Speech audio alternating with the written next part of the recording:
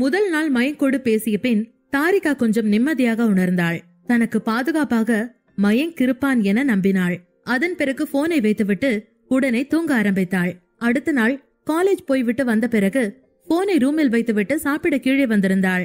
அதன் பின் மீண்டும் போய் போனை ரூமில் பார்க்க அதற்குள் அதிலிருந்து 2 மிஸ்டு கால்கள் மயங்கிடமிருந்து வந்திருந்தன. அதை பார்த்த தாரிகா அவசர அவசரமாக போனை எடுத்தாள். அவளது குரலை கேட்டு மயங்கிற்கு புன்னகை வந்தது. அவன் தாரிகாவிடம், நீ எங்க இவ்ளோ நேரம் பிஸியா இருந்தியா? நான் கூப்பிட்ட பையன் போன் எடுக்கல என்று கேட்டான். அப்போது அவள், இல்ல நான் கீழே சாப்பிட்டு இருந்தேன், போன் மாடியில இருந்துச்சு, அதான் பேச முடியல என்று சொன்னாள். மயங்க் கொஞ்ச நேரம் அமைதியாக இருந்துவிட்டு, சரி எனக்கு இப்போ உன்னை பாக்கணும் போல இருக்கு என்று சொன்னான். தாரிகாவோ, அது எப்படி முடியும், நீங்க என்னை இப்ப பாக்குறதுக்கு வாய்ப்பே இல்லையே என்று சொன்னாள்.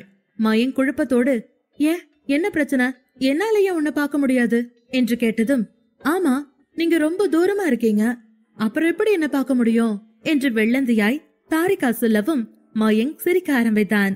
அதன் பிறகு தாரிகா அவனிடம், என்னாச்சு, எதுக்கு சிரிக்கிறீங்க என்று கேட்டாள். அதன் பிறகு மயங்க் சிரிப்பை கட்டுப்படுத்தி கொண்டு, நான் வீடியோ கால்ல வரேன்னு சொன்னேன் என்று சொன்னான்.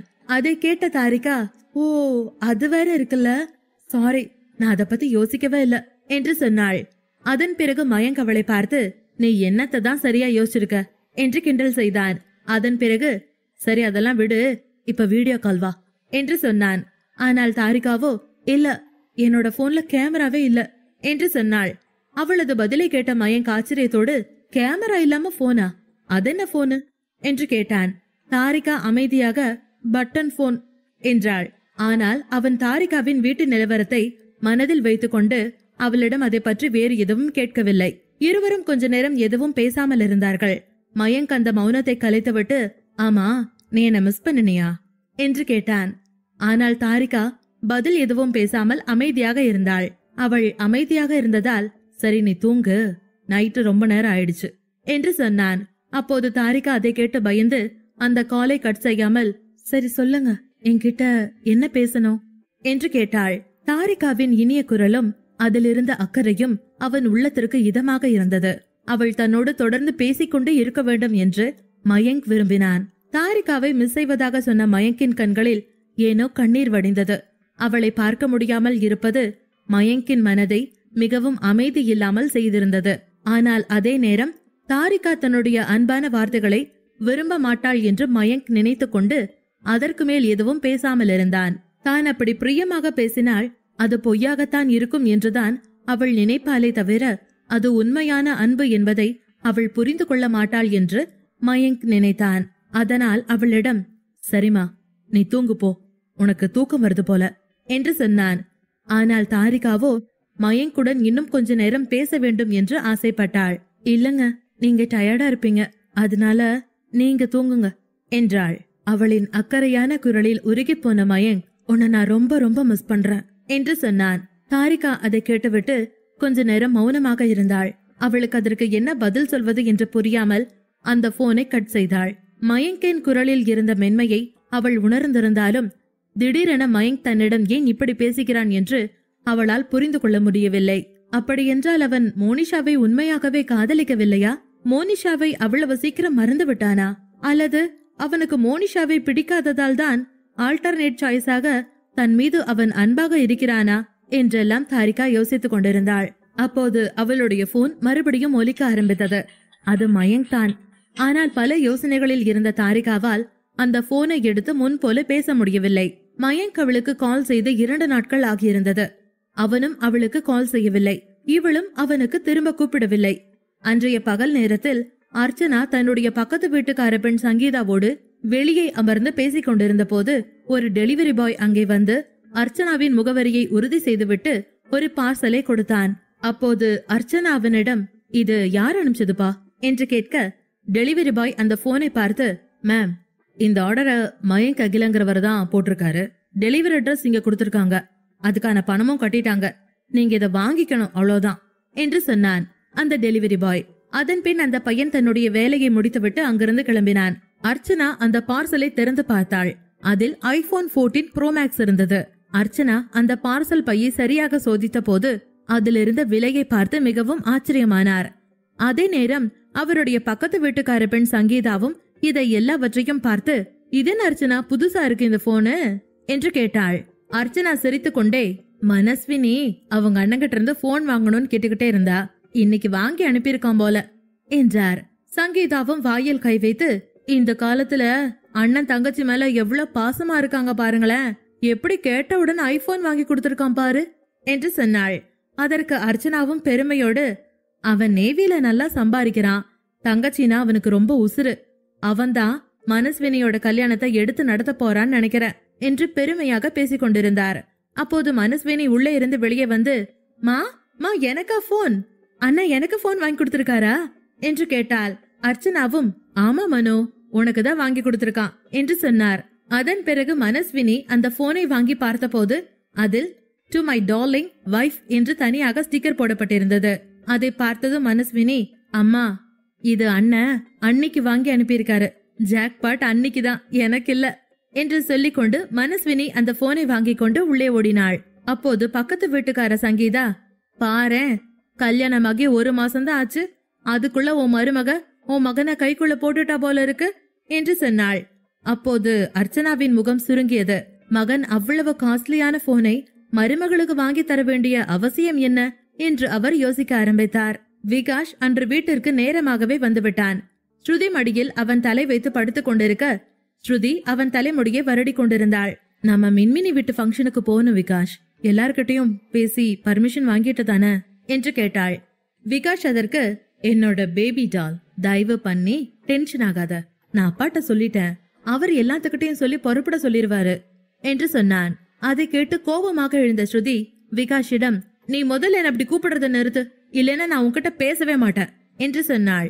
விகாஷ் அதை கேட்டுவிட்டு அவள் முகத்தை தன் கைகளில் எடுத்துக்கொண்டு, யாரும் கூட பேசணும்னு ஆசைப்படுவா, எனக்கும் கூட பேசணும்னெல்லாம் ஒரு அவசியமும் இல்ல, எனக்கு உன்னோட லவ் மட்டும் போதும் என்று சொல்லவும் ஸ்ருதி வெட்கப்பட்டு முகம் திருப்பினாள்.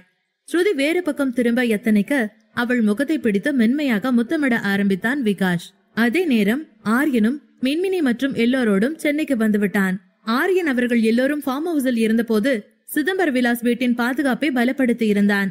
அதன் பிறகு அடுத்த நாள் அவர்களின் திருமண நாள் கொண்டாட்டம் என்பதால் சிதம்பர விலாஸ் முழுவதும் கல்யாண வீடு போல அலங்கரிக்கப்பட்டிருந்தது. ஆரியன் வீட்டில் அவர்களுடைய வெட்டிங் ஆனிவர்சரிக்கான பார்ட்டி விஷயங்கள் போய்கொண்டிருந்தது.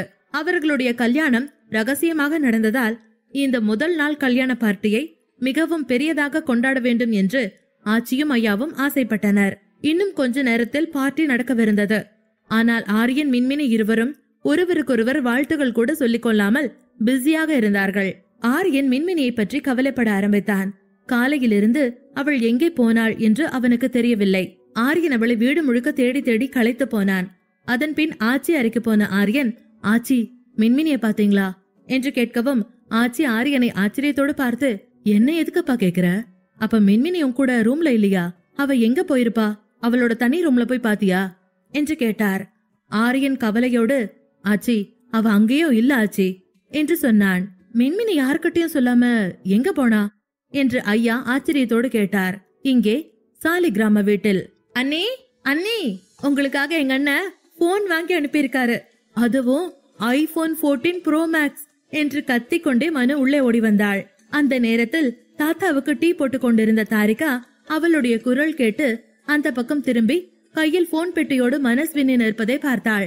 அதை பார்த்த தாரிகா, ஐபோனா, அது ரொம்ப விலை ஜாஸ்தியான போனாச்சே, என்ன சொல்ற மனு என்று மெதுவாக கேட்டாள். மனு இப்போது தாரிகாவின் கழுத்தில் கைகளை கோர்த்து கொண்டு, உங்களுக்கு ஜாக்பாட் அடிச்சிருக்கு, அண்ணா உங்களுக்கு ஐபோன் அனுப்பியிருக்கான் என்று சொன்னாள்.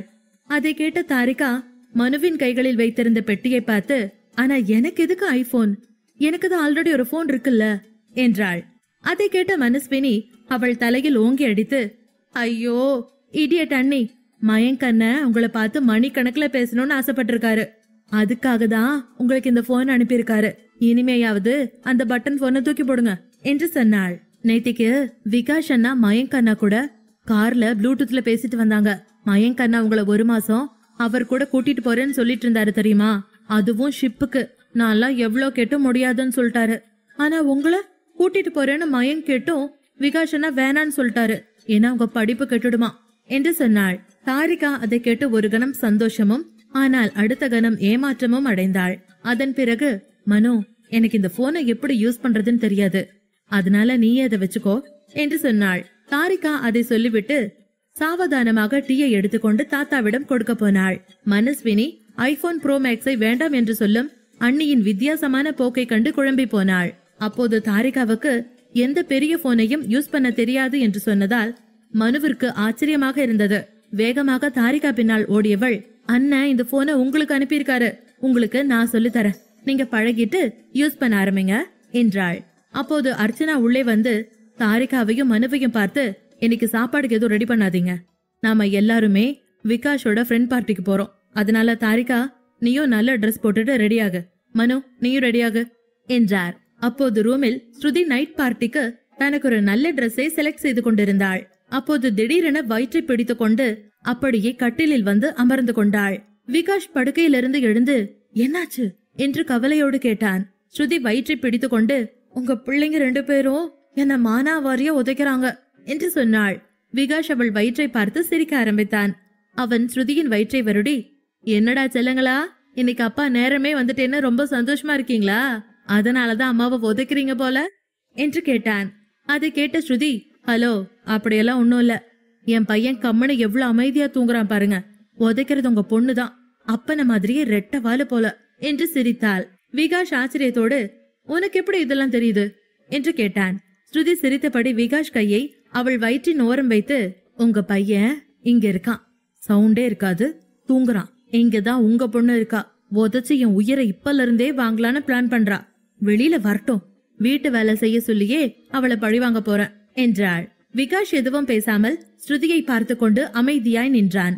அதன் பின், நாளைக்கு எதுக்கும் நாம ஹாஸ்பிட்டல் போலாம் ஸ்ருதி என்றான். ஆரியன் அவர்களுடைய வெட்டிங் டே பார்ட்டியும் அதுவுமாக மின்மினியை காணாமல் தேடிக்கொண்டிருந்தான். அப்போது மின்மினியிடமிருந்து ஒரு வாட்ஸ்அப் மெசேஜ் ஒன்று வந்தது. ஆரியன் பதரை எடுத்து அதை திறந்து பார்க்கையில், dear happy, wait for the surprise என்று மின்மினியிடமிருந்து ஒரு மெசேஜ் வந்திருந்தது. மின்மினியிடமிருந்து மெசேஜ் வந்ததும் தான் ஆரியனுக்கு கொஞ்சம் நிம்மதியானது. ஆனால் அவள் என்ன சர்ப்ரைஸ் செய்ய போகிறாள் என்று ஆரியன் மறுபடியும் குழப்பமானான். அதன் பிறகு சூரஜை அழைத்து, எங்க இருக்காங்க மேடம் என்று கேட்டான். Suraj, boss, ma'am Nivashini ma'am கூட மாலுக்கு வந்திருக்காங்க என்று சொன்னான். சரி, அவங்கள ஜாக்கிரதையா பாத்துக்கோ என்று சூரஜிடம் சொல்லிவிட்டு ஆரியன் காலை கட் செய்தான்.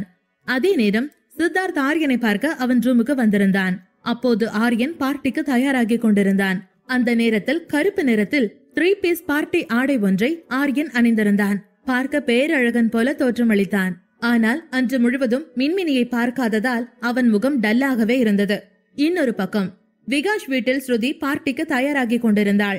அதன் பிறகு தாரிகாவிற்கு புடவை கட்ட உதவி செய்ய ஆரம்பித்தாள். அப்போது மனஸ்வினி அங்கே சிரித்துக் கொண்டே வந்து, அழகா இருக்காங்கல்லனா என்றாள். அதன் பின் புடவையின் கொசுவத்தை எடுத்துக் கொண்டிருந்த தாரிகாவை பார்த்து கேமராவை காட்டினாள் மனஸ்வினி. தாரிகா வேகமாக தன் கைகளால் புடவையை போர்த்தி கொண்டு, மனு என்ன பண்ற? மனு, அண்ணன் உங்களை பாக்கணும்னு சொன்னாரு, அதான் என்றாள். ஸ்ருதியோ சிரித்துக் கொண்டே போனை பார்த்து, ஏமை நீ சும்மாவே இருக்க மாட்டியா? உன் பொண்டாட்டி பாரு, இப்ப ரெட் கலர்ல மாறிட்டா என்றாள். மயங்க், நான் இங்க சும்மாதான் இருக்கேன் ஸ்ருதி என்றான். அதன் பிறகும் மயங்க் விடாமல், நான் என்ன ஊர்ல பண்ணாததையா பண்ண? நான் ஜஸ்ட் போன்ல வீடியோ கால்ல தானே வந்திருக்கேன், இதுல என்ன இருக்கு என்று கேட்டான். அப்போது ஸ்ருதியோ கிண்டலாய், நீ வீடியோ கால்ல தான் இருக்க, உன்னால எதுவுமே பண்ண முடியாதுன்னு எனக்கு நல்லா தெரியும் என்று சொல்லி மயங்கை கிண்டல் செய்தாள். அதற்கு மயங்கும், ஆமாமா, நான் நேர்ல இருந்தா மட்டும் எதுவும் பண்ணிட போறேன், அதுக்கு நீங்கெல்லாம் சரின்னு சொல்லிட போறீங்க என்று பதிலுக்கு கிண்டல் செய்தான். அப்போது தாரிகா, கொஞ்சம் கூட வெக்கமே இல்லாம பேசிட்டே இருக்காங்க பாரு, அண்ணனோட வைஃப் ஸ்ருதி கிட்ட இப்படியெல்லாம் பேசிட்டு இருக்காங்க, விவஸ்தை இல்லாத ஆளு என்று சொல்லி வெட்கப்பட்டபடி மனுவை கண்ணால் மிரட்டினாள். மயங்க் அதற்கு பிறகு ஸ்ருதியிடம் ஏதோ சைகை செய்தான். ஆனால் ஸ்ருதி அதற்கு ஒத்துக்கொள்ளவில்லை. அதன் பிறகு மனஸ்வினியை பார்த்து, நீ முதல்ல போனை வச்சுட்டு இவளுக்கு வந்து சாரி கட்ட ஹெல்ப் பண்ணு, அந்த பின்னால எடுத்து கொடு என்று சொல்லிவிட்டு பிளீட்ஸ் எடுக்க ஆரம்பித்தாள். மனஸ்வினி எதுவும் பேசாமல் போனை எடுத்துக்கொண்டு கொஞ்சம் தூரமாய் போய் நின்றாள். தாரிகாவோ, அவர் வீடியோல இருக்கார் போல, நான் பாத்ரூம்ல போய் பின் குத்திக்கிறேன் என்றாள். அதை கேட்டு ஸ்ருதியோ சிரிக்க ஆரம்பித்தாள். அதன் பிறகு மனஸ்வினி கையில் போனை வைத்துக் கொண்டு, அண்ணா, நான் அன்னைக்கு துரோகம் பண்றேன்னு தெரிஞ்சதுனா எங்க ஃப்ரெண்ட்ஷிப்பும் போயிடும் என்றாள். அதை கேட்ட மயங்க், ஓஹோ, அப்ப அண்ணனை விட உனக்கு அண்ணி பிரியமாயிட்டாளா என்று கேட்டான். அதை கேட்டது மௌனமான மனஸ்வினி பேசாமல் வீடியோவை மீண்டும் ஆன் செய்தாள். மயங்க் தாரிகாவை பார்த்தபோது மறுபடியும் அவன் இதயம் வலித்தது. அவனை சுற்றி இருக்கும் கடலின் அடர் நீல நிற நெட் சாரியில் அவள் மிகவும் அழகாக இருந்தாள். மயங்க் மேலிருந்து கீழாக அவளை பார்த்து சிரித்துக் கொண்டிருந்தான். தாரிகா மயங்க் சத்தத்தை கேட்டு, மனு, நீ இன்னுமா போன்ல பேசிட்டு இருக்க என்று ஆச்சரியமாக கேட்டாள். அதற்குள் மனஸ்வினி போனை மியூட்டில் போட்டுவிட்டு கொஞ்சம் அசடு வழிந்தபடி, இல்ல சின்னண்ணி, அண்ணன் வாய்ஸ் நோட்ல பேசுறாரு என்றாள். அதன் பின் ஸ்ருதி தன்னிடம் இருந்த தங்க ஆரத்தை எடுத்து தாரிகா கழுத்தில் போட்டாள். இப்பதான் நீ அழகா இருக்க என்று நெட்டி முறித்தவள் மனுவிடம் திரும்பி, ரொம்ப பொய் பேசாம அந்த போனை உன்னோட அன்னை கிட்ட கொடுத்துட்டு நீ கீழே வா, நான் உனக்கு பிரெஞ்ச் பிளாட்ஸ் போட்டு விடுறேன் என்றாள் ஸ்ருதி. அதனால் திகைத்து போன மனு எதுவும் பேசாமல் தாரிகா கையில் போனை கொடுத்தாள். தாரிகா ஆச்சரியமாக போனை பார்க்க அங்கே மயங்க் சிரித்துக் கொண்டிருந்தான். நீண்ட நாட்கள் கழித்து மயங்கை பார்த்ததால் தாரிகா உற்சாகமானாள். ஸ்ருதியும் மனுவும் சத்தமில்லாமல் அந்த ரூமிலிருந்து வெளியேறினார்கள். இங்கே ஆரியன் வீட்டில் கல்யாண ரிசப்ஷன் போல வீடு களை கட்டி கொண்டிருந்தது. ஆச்சி ஐயாவின் முகத்தில் பெருமையும் சந்தோஷமும் தாண்டவமாடி கொண்டிருந்தது. இன்னொரு பக்கம் மின்மினி இன்னும் வீட்டிற்கு வரவே இல்லை. ஆரியனுக்கு அவள் மீது கொஞ்சம் கொஞ்சமாக கோபம் அதிகமாகிக் கொண்டே வந்தது. அந்த நல்ல நாளில் அவளோடுதான் அவன் பார்ட்டிக்கு போக வேண்டும் என்று ஆசைப்பட்டான். ஆனால் அவள் இல்லாததால் அவனை சித்தார்த்தோடு தனியாக பார்ட்டியில் கலந்து கொள்ள போக வேண்டியிருந்தது. எல்லாத்துக்கும் காரணம் உன் பொண்டாட்டி தான். நிவாசினி தான் வந்து அவளை கூட்டிட்டு பார்லருக்கு போயிருக்கான்னு நினைக்கிறேன். பார்லருக்கு எதுக்கு போகணும், நீயே சொல்லு. வேணும்னு அவங்களை இங்க வர சொல்லி இருக்கலாம்ல. பிரெக்னண்டா இருக்கமேன்னு கொஞ்சம் கூட நினைக்கவே மாட்டேங்கிறா என்று சொல்லி சங்கடப்பட்டான். அப்போது சித்தார்த்தோ, டேய் இருடா, உன்னோட இன்னசென்ட் பொண்டாட்டி இன்னும் கொஞ்ச நேரத்துல இங்க வந்துருவா என்று சொன்னான். அதை கேட்ட ஆரியன் எதுவும் பேசாமல் வரும் கெஸ்டை பார்த்து சம்பிரதாயமாக சிரித்துக் கொண்டிருந்தான். அப்போது விகாஷ் அவன் குடும்பத்தோடு வந்து கொண்டிருந்தான். அதை பார்த்த ஆரியன் புன்னகையோடு விகாஷை வரவேற்றான். விகாஷும் ஆச்சி ஐயா கால்களில் விழுந்து அவர்களிடமிருந்து ஆசிர்வாதம் வாங்கினான். அதே நேரம் ஆரியனும் தாத்தா காலிலும் அதன் பின் பிரதாப் மற்றும் அர்ச்சனாவின் காலிலும் விழுந்து ஆசிர்வாதம் வாங்கிக் கொண்டான். அதன் பிறகு இருவரும் இரு நண்பர்களும் பேசிக் கொண்டிருந்தார்கள்.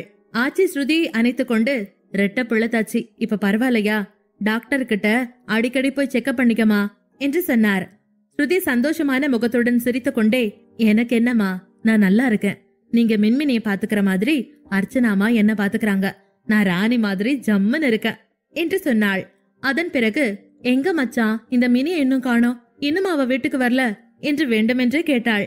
அப்போது ஆரியன் சிரித்துக் கொண்டே, உனக்கு தெரியாம இருக்குமா, உன்கிட்ட சொல்லாம எங்க போயிருக்க போறா என்று கேட்டான். அப்போது ஸ்ருதியும் நமட்டு சிரிப்பு சிரித்துக் கொண்டே பேசாமல் இருந்தாள். ஆரியன், சித்தார்த், விகாஷ் மூவரும் பேசிக் கொண்டிருந்தார்கள். அப்போது தற்போது தமிழக மக்கள் மத்தியில் உலக ஃபேமஸான அந்த பாடல் ஒலிக்க ஆரம்பித்தது. புதுசா ஒரு வெட்கம் ஒழிக்குது என்கிற அந்த பாடல் ஒலித்தது. அப்போது மின்மினி புன்னகைத்துக் கொண்டே நடன பெண்ணோடு ஆடிக்கொண்டு மெதுவாக கைகளை மட்டும் அதிகமாக அசைத்து உடலை அதிகமாக பயன்படுத்தாமல் ஒரு அழகான நளினமான ஒரு ஆடலை ஆடியபடி அங்கே வந்து கொண்டிருந்தாள். அதை பார்த்த ஆரியன் மிகவும் ஆச்சரியப்பட்டு போனான். இவள் எப்படி இத்தனை பேரோடு டான்ஸ் ஆடிக்கொண்டு வருகிறாள் என்று அவனுக்கு புரியவே இல்லை. அதை பார்த்த நிவாசினி குறும்பாக சிரித்தாள். இதற்குதான் காலையிலிருந்து ரிஹர்சல் நடந்திருக்கிறது என்று ஆரியன் புரிந்து கொண்டான். அதன் பிறகு அவனுமே சந்தோஷமானான். அப்போது மின்மினியின் நடனத்தை பார்த்து சிரித்த ஆரியன் கன்னங்கள் சிவக்க எல்லார் முன்னாலும் வெட்கப்பட ஆரம்பித்தாள். எல்லோரும் முன்னாடியும் இப்படி மின்மினி செய்வாள் என்பதை அவனால் நம்பவே முடியவில்லை. அவளை பார்த்து மெதுவாக சித்தார்த்தின் காதில் எதையோ சொன்னான். சித்தார்த் சிரித்துக் கொண்டே எங்கோ போனான். மின்மினி இன்னும் தன் ஆடலை ஆடியபடி அங்கேயே இருக்க, அப்போது பாடல் மாறவும் திகைத்தபடி அதற்கேற்ப ஆரியன் சிரித்துக் கொண்டே டான்ஸ் ஸ்டெப்ஸை போட்டுக்கொண்டு அருகில் வர ஆரம்பித்தான். ஆரியனும் அதன் பின் நடனமாடிக்கொண்டே மின்மினியை வந்து அணைத்துக் கொண்டான். அதன் பிறகு அவளை பத்திரமாக தன் கைகளில் ஏந்தி கொண்டான். அப்போது மின்மினி மிகவும் வெட்கப்பட்டாள். ஆரியனின் காலருக்குள் முகம் புதைத்தாள். அப்போது விகாஷ், ஸ்ருதி, சித்தார்த், நிவாசினி 4 பேரும் ஒன்றாக சேர்த்து விசில் அடித்து இந்த ஜோடியை கொண்டாடி கழித்தார்கள். மனஸ்வினி தாரிகாவிடம் ஆரியனை சுட்டிக்காட்டி, அந்த அண்ணா விகாஷ் அண்ணாவோட ஃப்ரெண்டு, பாக்க எவ்வளவு அழகா இருக்காரு பாத்தீங்களா, எவ்வளவு ஹைட்டா இருக்காரு, பார்த்தாலே பயமா இருக்கல்ல, ஆர்மி மேன் மாதிரி என்று சொன்னாள். தாரிகா அதை கேட்டு புன்னகைத்தாள். மனு அதன் பிறகு, அவங்க வைஃப பாத்தீங்களா அண்ணி, அவங்கதான் நம்ம ஸ்ருதி அண்ணியோட ஃப்ரெண்டாமா, அவங்க கூட எவ்வளவு அழகா இருக்காங்க பாத்தீங்களா, அவங்களும் பிரெக்னண்டா இருக்காங்கன்னு சொல்றாங்க, என்னால நம்பவே முடியல என்று சொன்னாள். அதை கேட்ட தாரிகா மிகவும் ஆச்சரியப்பட்டாள். அதெப்படி இவங்க பிரெக்னண்டா இருக்காங்களா, ஆனா இவ்வளவு ஸ்லிம்மா அழகா இருக்காங்களே என்று அவளுமே ஆச்சரியப்பட்டாள். அப்போது அதற்கிடையில் ஆரியன் மின்மினியை கையில் ஏந்தி கொண்டு பிரம்மாண்டமான வெட்டிங் கேக்கிற்கு அருகில் கொண்டு வந்து அவளை மெதுவாக இறக்கிவிட்டான். அதன்பின் அவள் இடுப்பை பிடித்து அவளை தன் அருகில் இழுத்துக்கொண்டு, ஹாப்பி வெட்டிங் அனிவர்சரி வைஃப், எப்படி இருக்கு இந்த கேக்? உன்னோட சர்ப்ரைஸ் செம்மையா இருந்துச்சு. என்னோட சர்ப்ரைஸ் எப்படி என்று கண்ணடித்தான். மின்மினி வெட்கத்தோடு அவனுடைய வார்த்தைகளை கேட்டு சிரித்தாள். அப்போதுதான் அவளுக்கு புரிந்தது. வேண்டுமென்றே ஆரியன் அந்த பாட்டை மாற்றி அவளோடு ஆடினான் என்பது புரிந்தது. ஆரியன் தன்னுடைய திருமண நாளன்று அவளை சரியாகவே பார்க்கவில்லை. ஆனால் அந்த மரூன் கலர் முகூர்த்த புடவையோடு அவளை மறுபடியும் பார்க்க ஆசைப்பட்டான். அந்த உடையோடு ஆரியனுக்கு அவளை பார்க்க வேண்டும் என்பது அவனுடைய நீண்ட நாள் ஆசை என்பது அவளுக்குமே தெரியும். ஆனால் வேண்டுமென்றே அவள் அவனுடைய ஆசையை நிறைவேற்றாமல் இவ்வளவு நாள் இழுத்து தள்ளி போட்டுக்கொண்டே வந்திருந்தாள். அதன் பிறகு மின்மினி எல்லோர் முன்னாடியும் ஆரியனுடைய காதில் ஃப்ராடு, 420, சீட்டர் என்று சொன்னாள். பிறகு சித்தார்த் இருவரையும் பார்த்து, hello Mr and Mrs Aryan, உங்க மீதி ரொமான்ஸ பெட்ரூம்ல வச்சுக்கிறீங்களா என்று சொன்னான். அப்போது இருவரின் அருகிலும் ஆச்சியும் ஐயாவும் வந்தார்கள். ஆரியன் மின்மினியோடு சேர்ந்து கேக் வெட்டினான். அப்போது அந்த கார்டன் முழுவதும் கைத்தட்டல் எழுந்தது. கேக்கை வெட்டிவிட்டு ஹாலிவுட் படம் போல அவள் உதட்டில் முத்தமிட விரும்பினான் ஆரியன். ஆனால் அவன் அப்படி செய்ய போகிறான் என்பது தெரிந்த மின்மினி முகத்தை கடைசி நொடியில் வேறு பக்கம் திருப்பிக் கொண்டாள். அதனால் ஆரியனின் உதடுகள் தற்செயலாக அவள் கன்னத்தில் முத்தமிட்டன. இதை பார்த்து சித்தார்த், கன்னத்தில் இல்ல தங்கச்சி, என் ஃப்ரெண்ட் உன்கிட்ட ஃபாரின் கிஸ் பண்ணணும்னு ஆசைப்படுறான் என்று கத்தினான். அதை கேட்ட எல்லோருமே கைத்தட்டி ஆரியனை ஊக்கப்படுத்த ஆரம்பித்தார்கள். ஆரியன் புன்னகையுடன் மின்மினியை பார்த்தான். ஆனால் மின்மினி அதற்கு முடியாது என்று மறுத்துவிட்டாள். ஆரியன் அதன் பின் அவள் முகத்தை பிடித்து மறுபடியும் கன்னத்தில் முத்தமிட்டு, வெட்டிங் டே விஷஸ் லவ், நீ என்னோட லைஃப்ல வந்தது ரொம்ப பெரிய மிராக்கிள் என்று சொல்லிக்கொண்டு கேக்கை ஊட்டினான். மின்மினியும் ஆரியனுக்கு கேக்கை ஊட்டிவிட்டபடி, ஹாப்பி ஆனிவர்சரி மிஸ்டர் ஆரியன், நீங்க என்னோட லைஃப்ல கிடைச்ச மிக பெரிய கிஃப்ட் என்றாள். அதன் பிறகு இருவரும், ஐயாவுக்கு ஆரியனும் ஆச்சிக்கு மின்மினியும் கேக் ஊட்டிவிட்டு இருவரும் தங்கள் பாட்டி மற்றும் தாத்தாவிடம் ஆசிர்வாதம் வாங்கினார்கள். ஆரியன் அதன் பிறகு வந்த கெஸ்ட் எல்லோரையும் கவனிக்க ஆரம்பித்தான். ஸ்ருதியும் நிவாசினியும் அங்கே வந்தார்கள். அவர்கள் வந்தபோது ஆரியன் மறுபடியும் மின்மினியின் கையை பிடித்து தன் கைக்குள் வைத்துக் கொண்டு, ஹலோ, இன்னைக்கு எனக்கு வெட்டிங் டே பார்ட்டின்னு தான் பேரு. எப்ப பாரு என்னோட பொண்டாட்டி உங்க கூட தான் சுத்திட்டு இருக்கா. இன்னைக்கு ஒரு நாள் என் பொண்டாட்டிய எங்கிட்ட இருந்து கூப்பிட்டு போகாதீங்க பிளீஸ் என்று குறும்பாக சிரித்தான். நிவாசினியும் ஸ்ருதியும் சிரித்து கொண்டே, ஐயா, உங்க பொண்டாட்டி எங்களுக்கு எதுக்கு, சும்மா கை குலுக்கிட்டு போலான்னு வந்தோம் என்று ஸ்ருதி கைகளை குலுக்கினாள். அதன் பின் மின்மினி, அவங்க 2 பேர்ல யாரு தாரிகா, உங்க வீட்டுக்கு வந்த புது கல்யாண பொண்ணு யாரு என்று கேட்டாள். ஸ்ருதி தாரிகாவையும் மனுவையும் அவள் அருகே அழைத்து அவர்களை அறிமுகப்படுத்தி வைத்தாள். அப்போது கூட்டத்தை விட்டு விலகி கொண்டு திடீரென்று எதிரில் வந்த ஒரு நபரை பார்த்து அதிர்ந்த மின்மினி, நீயா என்று மெதுவாக சொன்னாள். ஆனால் நிவாசினியோ அந்த நபரை கண்டது முகம் சுருங்கியபடி அங்கிருந்து வேகமாக ஸ்ருதியையும் தாரிகாவையும் மனுவையும் அழைத்துக் கொண்டு வெளியேறினாள். தன் எதிரே நிற்கும் நபரை பார்த்து அதிசயமான மின்மினி, நிமிஷாக்கா, நீங்க எப்படி இங்க? யார் இன்வைட் பண்ணாங்க? நீங்க லண்டன் போயிட்டதா ஆரியன் சொன்னாரு. ஆமா, எப்படி இருக்கீங்க என்று கேட்டாள். நிமிஷா புன்னகைத்தபடி, நான் நல்லா இருக்கேன் என்று சொன்னாள். அவளை பார்த்தவுடன் நிவாசினி தனியாக கிளம்பி போக, அப்போது நிமிஷா வேகமாக அவளை தடுத்து, நான் சொல்றத கேளு நிவா பிளீஸ். அப்ப நான் ஆரியனை பழி வாங்கணும்னு நினைச்சேன். அவன்தான் எனக்கு கெடுதல் பண்ணிட்டான்னு நம்பினேன். அதனால அவன் எனக்கு பண்ணின எந்த நல்லதையுமே நான் புரிஞ்சுக்கல. அதுக்கு ரொம்ப நாள் ஆயிடுச்சு. அதனால தயவு செஞ்சு நீங்க எல்லாரும் என்ன மன்னிக்கணும். நான் அம்மா ஆனதுக்கு அப்புறம் நானும் மாறிட்டேன், என்ன மன்னிச்சுக்கோ என்றாள். நிமிஷாவின் வார்த்தைகளை கேட்டு நிவாசினி மனம் இழகினாலும் அதை வெளியில் காட்டிக்கொள்ளவில்லை. அதன் பிறகு அவள் தாரிகாவோடும் ஸ்ருதியோடும் அங்கிருந்து நகர்ந்து போனாள். அதனால் நிமிஷா தலை குனிந்தாள். நிவாசினியின் கசின் தான் நிமிஷா என்றாலும் அவள் மின்மினியை கொடுமைப்படுத்தியதை நிவாசினி மறக்கவில்லை. நிவா என்னைக்குமே என்ன மன்னிக்க மாட்டான்னு நினைக்கிறேன் என்றாள்.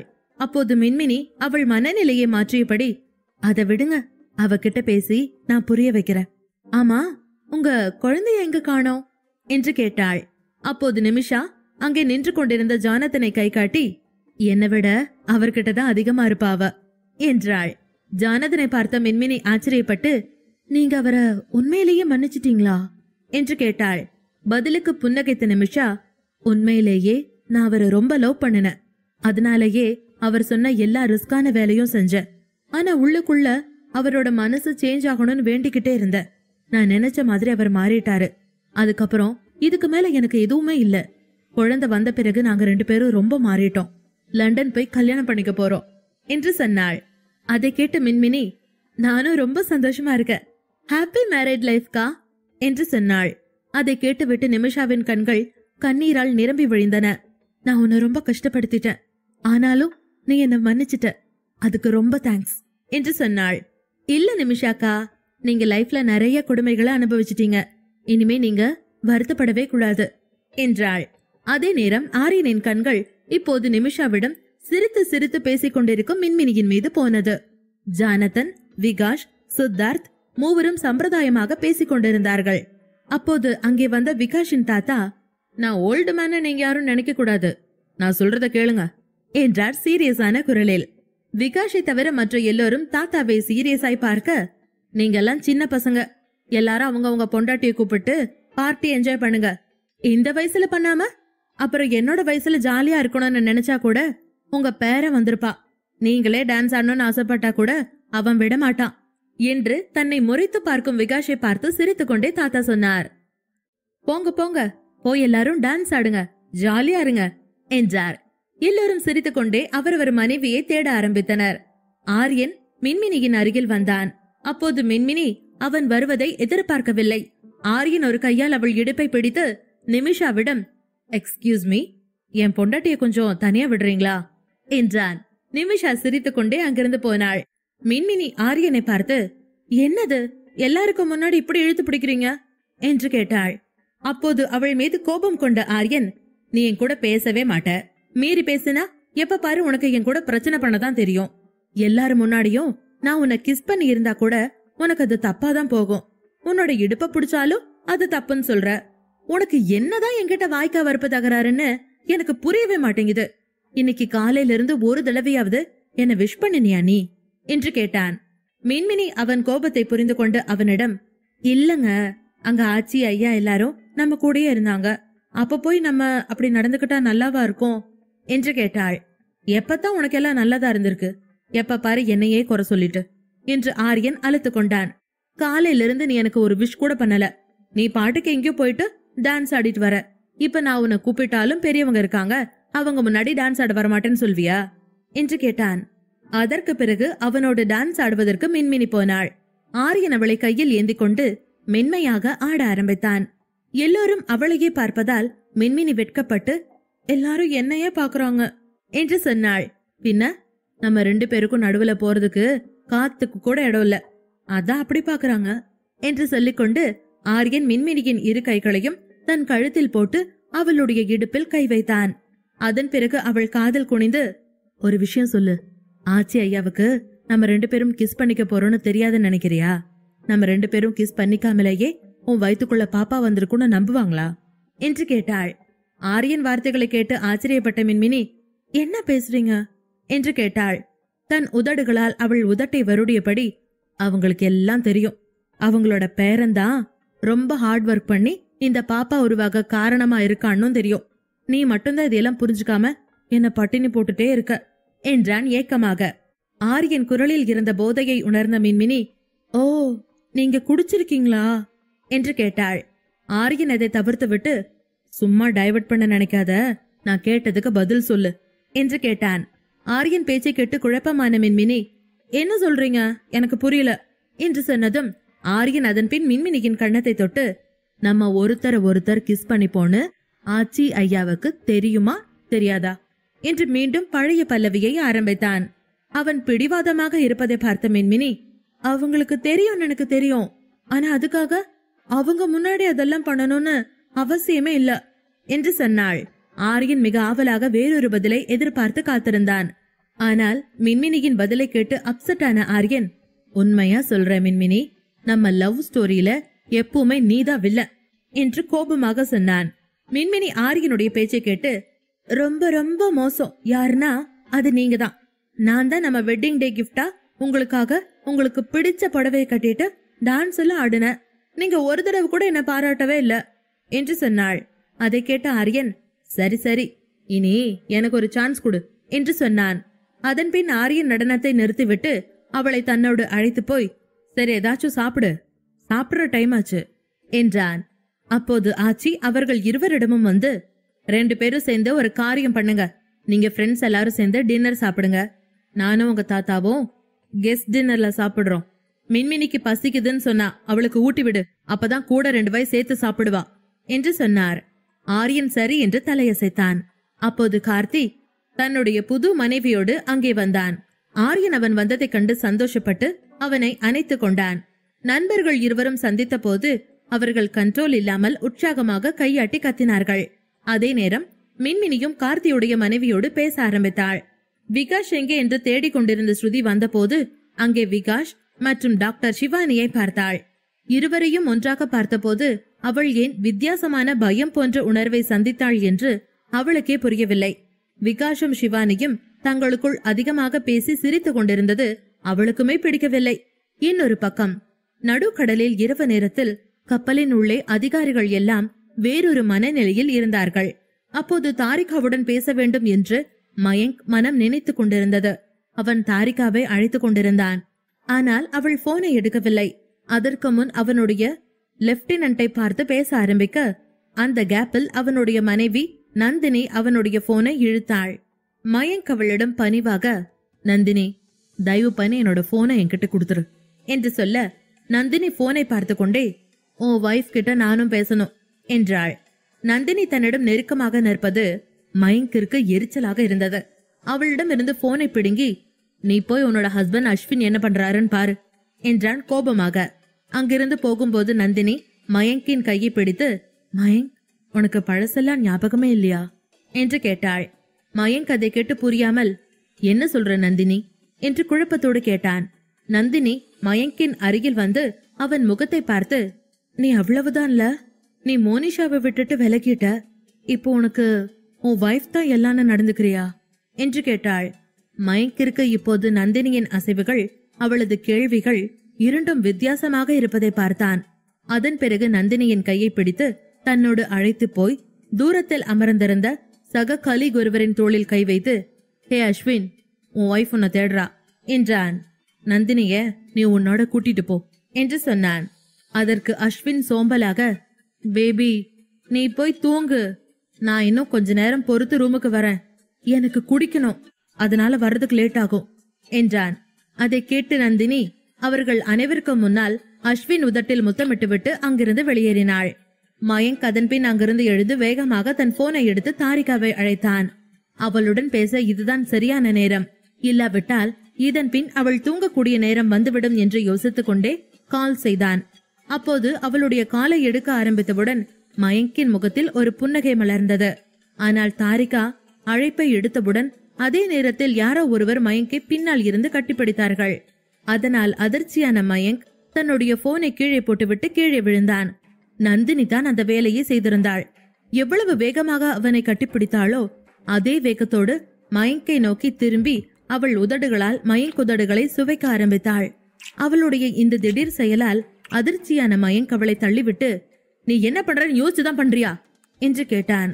ஆனால் நந்தினி மயங்கின் முகத்தை தன் கைகளில் எடுத்துக்கொண்டு, நான் சொல்றத கேளு, புதுசா கல்யாணமாகி பொண்டாட்டிய பிரிஞ்சு வந்திருக்க, உனக்கும் இதுதான் வேணும்னு எனக்கு தெரியும். நீ ஆசைப்பட்டு சரின்னு சொன்னேனா நம்ம 2 பேரும் நடுவுல நிறைய நடக்கும் என்று ஹஸ்கி வாய்ஸில் பேசினாள். மயங்க் மறுபடியும் ஒருமுறை நந்தினியை தள்ளிவிட்டு வெறுப்போடு, என்ன பேசுற, உன்னோட இந்த மாதிரி பேச்செல்லாம் முதல்ல நிப்பாட்டு, இங்கிருந்த முதல்ல நீ போ, நீ அஸ்வினை இப்படி ஏமாத்துறது எனக்கு பிடிக்கல, ஆனா நீ அதை பத்தியெல்லாம் யோசிக்கிற மாதிரி எனக்கு தெரியல என்று கத்தினான். நந்தினி அதன் பிறகு மயங்கின் காலரை பிடித்து தன் பக்கம் எடுத்துக்கொண்டு, என்ன மயங்க் ரொம்ப இன்னசென்டா நடிக்கிற, அன்னைக்கு மோனிஷாவை கிஸ் பண்ணின, அதுக்கப்புறம் அவளை தூக்கி போட்ட, அதுக்கப்புறம் உன் பொண்டாட்டிய டச் பண்ணிருப்ப, இப்ப அவ உனக்கு வேணும்னு அலையிற, நாளைக்கு அவளையும் தூக்கி போடுவ. கமான் மயங்க், எல்லாமே ஜஸ்ட் உடம்புன்னு தானே பாக்குற, எனக்கு தெரியும், நானுமே உன்னை மிஸ் பண்றேன், உன்னை பார்த்ததுல இருந்து எனக்கு உன் மேல பைத்தியமா இருக்கு, இங்க இருக்கிற வரைக்கும் என்ன ஏன் நீ உன்னோட வைஃபா நினைக்க கூடாது, நம்ம 2 பேரும் ஒருத்தருக்கு ஒருத்தர் யூஸ் ஆவோம் என்று சொல்லிக்கொண்டே நந்தினி அவன் தொடையில் பல்லை வைத்து கடித்தாள். இதனால் மயங்கிற்கு வலி எடுக்கவே அதன் பிறகு கோபத்தில் நந்தினியை பிடித்து அறைந்தான். நந்தினி அதனால் உடனே கீழே விழுந்தாள். மயங்க் அவன் தொண்டையில் கை வைத்த போது கூச்ச உணர்வு எழுந்தது. நந்தினியின் எச்சில் பட்டதால் அவனுக்கு அருவருப்பாக இருந்தது. அப்போது நந்தினி எழுந்து அவன் கன்னத்தை பிடித்துக் கொண்டு, எவ்ளோ தைரியம் உனக்கு, என்ன நீ அடிச்சிட்டல்ல என்று கேட்டாள். ஆனால் மயங்க் அவளை கண்டுகொள்ளாமல் எழுந்து போக, அப்போது அடுத்த நிமிடம் நந்தினி வேகமாக எழுந்து நின்று, நீ இந்த மாதிரி பண்ணினதுக்கு உன்னை நான் சும்மா விட மாட்டேன், ஞாபகம் வச்சுக்க என்று சொன்னாள். அதை கேட்ட மயங்க் மறுபடியும் அவளை கோபமாக அறைந்து, என்ன செய்வ சொல்லு, உண்மைய சொன்னா உன்ன மாதிரி ஒரு பொண்ண நானுமே பார்த்ததில்ல. நீ வேணும்னே தான் இதை பண்றேன்னு எனக்கு தெரியும். இதை யாரெல்லாம் பார்த்திருப்பாங்கன்னு உனக்கு தெரியுமா? அஸ்வினிக்கு இதெல்லாம் தெரிஞ்சா என்ன ஆகும்னு யோசிச்சியா? இங்க இருந்து போயிரு, இல்லைன்னா நல்லா இருக்காது சொல்லிட்டேன் என்று சொல்லி அவளை தள்ளிவிட்டு அங்கிருந்து கிளம்பினான்.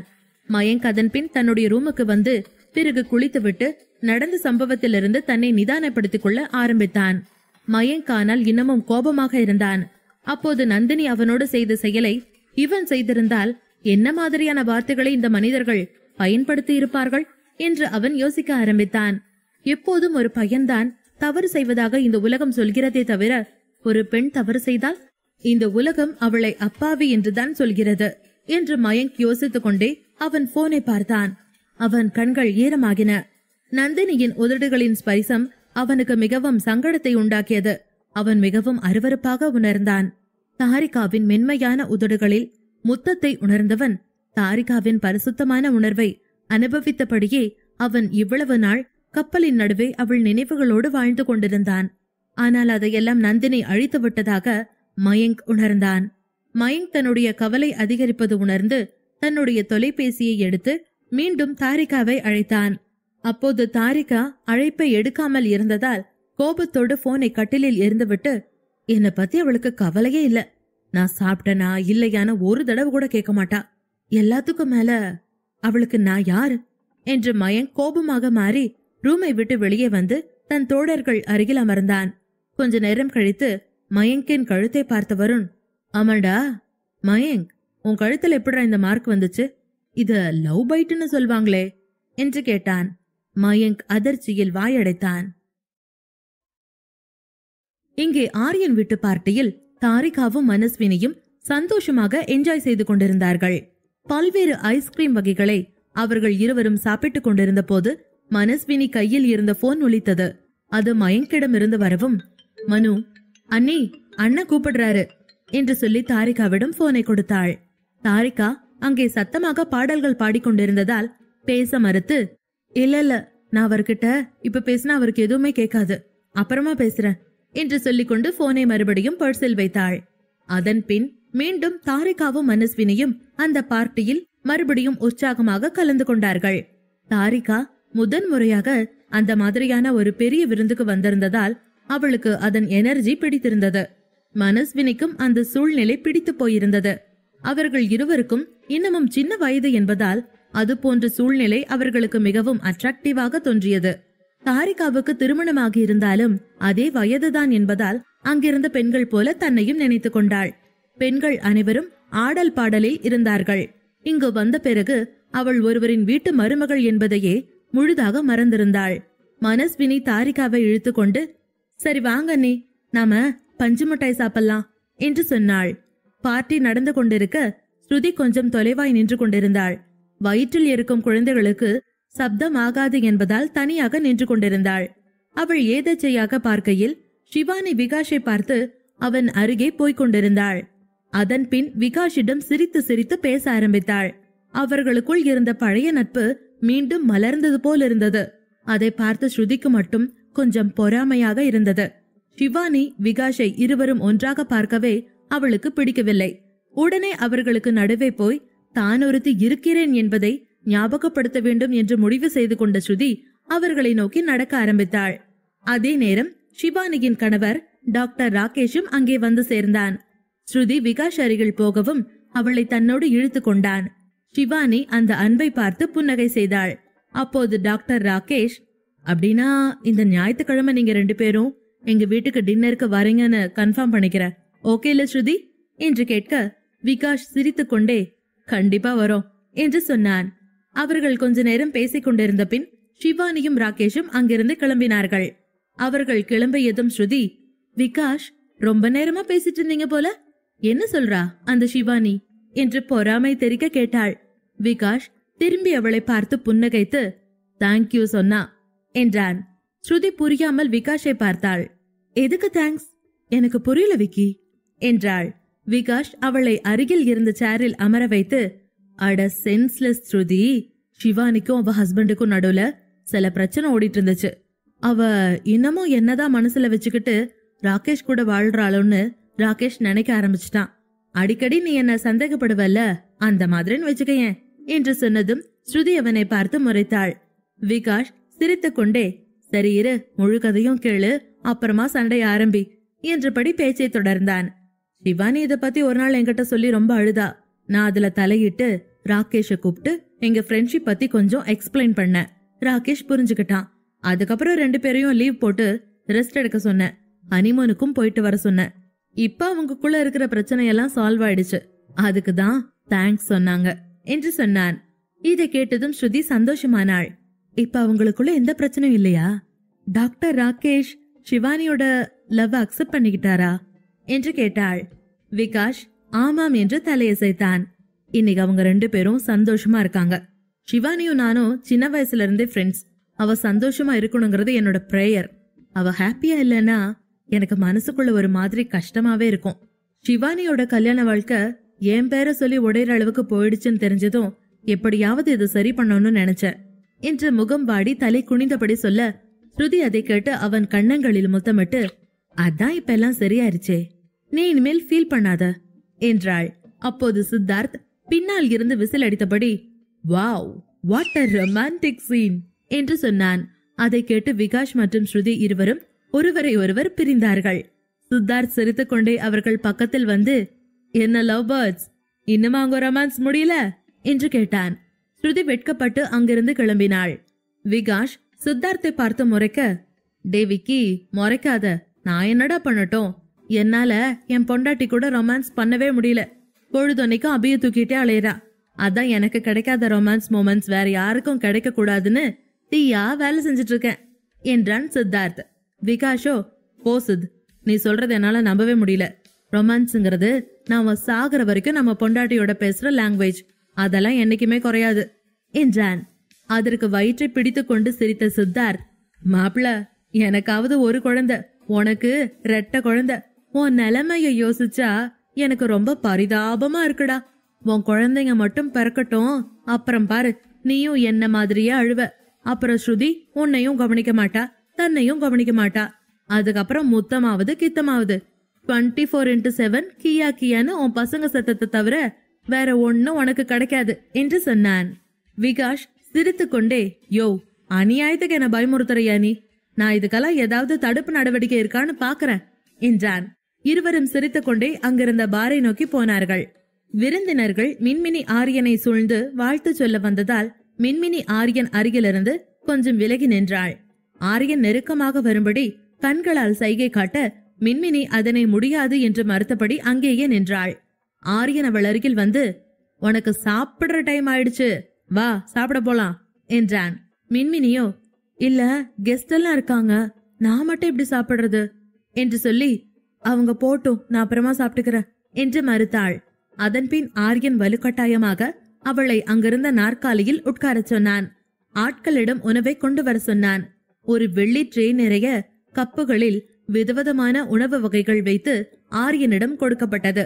ஆரியன் உணவுகளை எடுத்து மின்மினிக்கு ஊட்ட ஆரம்பித்தான். அப்போது அங்கே வந்த ஸ்ருதி, ஹேய் மினி, நீ இன்னும் குழந்தை மாதிரியே தான் இருக்கியா? இப்ப பாரு, நீ ஒரு குழந்தைக்கு அம்மாவாக போற. ஆனா உன்னை பார்த்தா அதுக்கான அடையாளம் கொஞ்சம் கூட இல்ல, இன்னும் குழந்தை மாதிரியே நடந்துட்டு இருக்க என்று சொன்னாள்.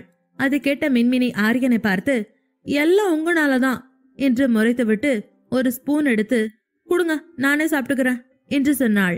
ஆனால் ஆரியன் அவள் வாயில் அடுத்த ஸ்பூன் பாயாசத்தை ஊட்டிவிட்டு, இல்ல, அவ எனக்கு எப்பவுமே குழந்தைதான் என்று சொல்லிக்கொண்டே ஆரியன் மின்மினியின் முகத்தில் தெரிந்த புன்னகை வெளிச்சத்தில் தன்னை தொலைத்தான். அதன்பின் ஆரியன் ஒரு டிஷ்யூ எடுத்து அவள் வாயை துடைத்தான். மின்மினி, இதெல்லாம் நானே பண்ணிக்க மாட்டனா என்று கேட்க, ஆரியனோ, இல்லல்ல, எனக்கு எப்பவுமே நீ பேபிதான் என்றான். மின்மினி அவனை பார்த்து, இல்ல, நான் இப்ப கொஞ்சம் வளர்ந்துட்டேன் என்று சொன்னாள். ஆரியன் மின்மினி தலையில் தட்டி தட்ஸ் குட் என்று சொன்னான்.